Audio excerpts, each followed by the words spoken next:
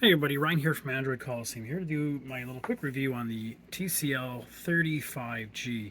Now I gotta admit, I didn't want to replace my daily driver with this one just because it's not what I'm used to. So I've just been playing around with it in the house and running some basic games on it, doing some social media, and it does fine. For a $472 item, you're not going to compare it to $1,000 flagship. That's not going to happen. So obviously, some of the things I normally would do with it, I don't do with this one. But it can be definitely something for the right person who, let's say, just needs to use the ArriveCAN app. So let's first start up. It's a nice thin display. It feels thin without feeling too thin, which is kind of nice. That doesn't feel too fragile, and they did give me a nice case to put in it as well. What I do like is that the fingerprint sensor is on the power button, although I'm used to the power button being on top, so I tell you the number of times I've got that wrong is rough. So when you set your fingerprint sensor up, you might want to do that finger and this finger, and it actually works pretty well. That I've had a very few issues where it didn't work at all. So gotta admit that barely even touched it, and it turns on. Didn't even have to press it, you just kind of tap it. Okay, so once you're in, it kind of looks like regular Android. Nothing super fantastic or exciting about it. I put they got a lot of things on here. They put Facebook and LinkedIn, Booking.com. They have Microsoft Start on there, Amazon Shopping. They have a pedometer built into this thing. And then I installed some games just to try it out. One of the first things I noticed was neat was that if you slide over here, we got our normal like Google. I want to call it Google Now, but you can also tap up here and it changes to a special TCL version of that screen, so that it's and you can play around with what settings you'd want in there. So again, I'm a big Google fan, so I'm going to leave it on Google. Then the notification screen looks just slightly different. I mean, it's definitely not wrong. It's definitely not. It's just a different skin of what it would look like, right? So, and we got some of the standard features you're going to see there. One of the new would be this new mini notification option, so that if you're in full screen, just a tiny little notification would show up instead of the full size one. We have to do our standard. There is a screenshot feature that you can customize what size of screen you want to do there. If I long press it, that's how I did it. Yeah, long press it. You can say, well, I only want to take that much of a screenshot. Kind of a neat little extra feature. We also have battery saver mode, etc. So these things are all kind of standard. What I kind of liked is it automatically had this device controls from Google there already for me, which was weird because before, there we go. Yeah, all the ones that I had set up with my other devices show up there. So, in terms of like how it handles, like I said, this isn't a top of the line, processor. This is one of the MediaTek octa-cores. I mean, it's not bad. 4 gigs of RAM is really going to be the limiting factor on this one here. So the fact that you can actually play games on it, it's not too bad. So if I play just a quick little story adventure of Dan the Man, let's go ahead and play.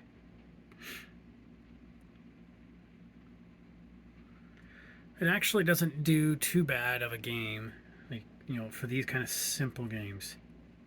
Skip. Okay, so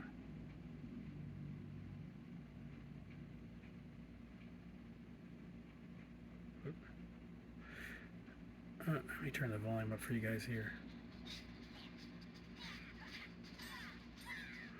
So this is a very simple pixely game, right? It's not going to be super taxing of anybody's processor to think that these things could work. I don't really get those ones. Yeah. Anyway, so it does okay. I found in this Zuba 3D kind of game, it was pretty slow. So, but again, depending on the person who wants this, maybe you don't want to play 3D games on this. You just want to, you know, do the ArriveCan app, and then you want to read some Facebook and take a picture. So I don't know if it's just that's just the character in this game, but it feels super slow. The responses aren't too bad. Like, it looks pretty okay.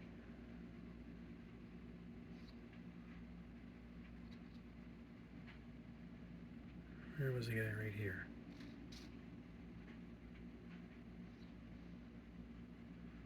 Oh, I see.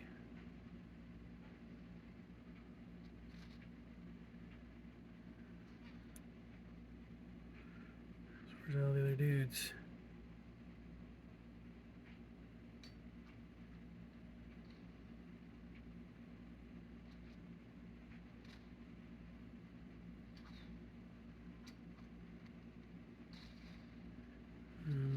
It just feels really slow, so I don't know if I just need to update.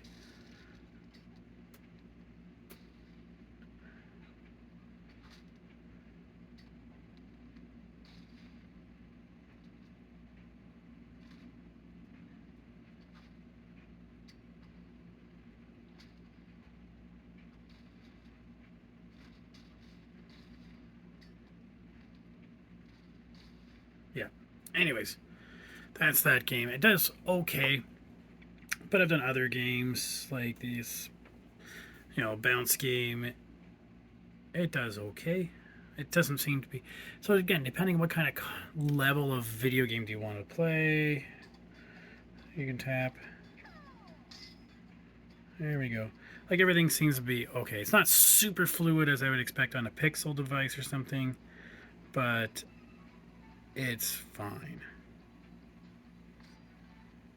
Right? Outside of that, the bigger thing you're going to want to play around with on any device like this is going to be the camera. So it's got a decent camera. Your very simple modes like, video. One shot was kind of a thing where you basically you hit the button and it's like a video, and then it takes out the right angles, etc. I don't know. I found it kind of useless. Portrait mode, pro mode, so you're going to do all your own adjustments in Pano. And then we even have more modes like stop motion, light trace, etc. So now, because it does have a 50 megapixel sensor in the back, it's got a 2 megapixel for macro, I think it was for macro, and then just a 2 megapixel for depth. Then in there in the front, we got a 13 megapixel camera for the selfie. So all in all, nothing super, deciding for somebody like me, like, oh, I definitely need this. There's no major feature on it that I would want to play around with that I think any other device is missing. But I mean, for somebody who's more conscious of the price, who doesn't need a top end spec, this is going to be a decent option. Because I actually really like the screen. It's not too bad. It's not too bright. It's just got the right amount. It has a really great battery. So again, back to the clientele that you're thinking you're going to have, you probably want to have a good battery on it. The last little thing I would say about it is I just wish it had QI charging on it. I know it's sort of a thing and not many people have it, but I mean, a lot of older people I know actually have it built into their cars now. So being able to plop it on something and charge up, for me, is almost a make or break feature I would want to have. Anyways, that's the 35G. There is the XE model, which we know was just a little bit cheaper, but really sacrificed on a lot of the specs, as we talked about in the unboxing. You go down a little bit in the screen size. You don't have much storage in there. It's really gets a little hampered in there. But anyways, could be a good buy for someone. Thanks so much. Talk to you soon.